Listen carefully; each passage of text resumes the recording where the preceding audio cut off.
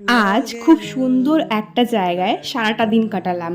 তো চলো তোমাদের সঙ্গে শেয়ার করি। হ্যালো এভরিওয়ান, সবাই কেমন আছো? আমি তো খুব ভালো আছি।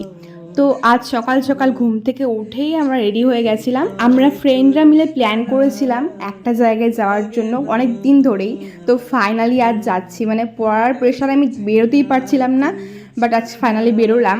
তো আমরা চলে আসলাম গ্রিন হোম নার্সারিতে। অনেকটা সময় আমরা নার্সারিতে কাটিয়েছিলাম। চারপাশে গাছ গাছ দেখে সত্যি খুব ভালো লাগছিল, মাইন্ডটা অনেক রিফ্রেশ হয়ে গেছিলো। তারপরে কিছু গাছ কিনে আমরা সেখান থেকে বেরিয়ে গেলাম।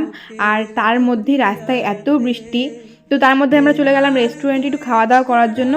তো আমি ভাত নিয়ে নিয়েছিলাম, কারণ একদম দুপুর টাইম ছিল, তো অন্য কিছু আমার কাছে ঠিকঠাক লাগে না, ভাতটাই বেশ। তারপরে খাওয়া দাওয়া কমপ্লিট করে আমরা চলে গেলাম একটু মলে।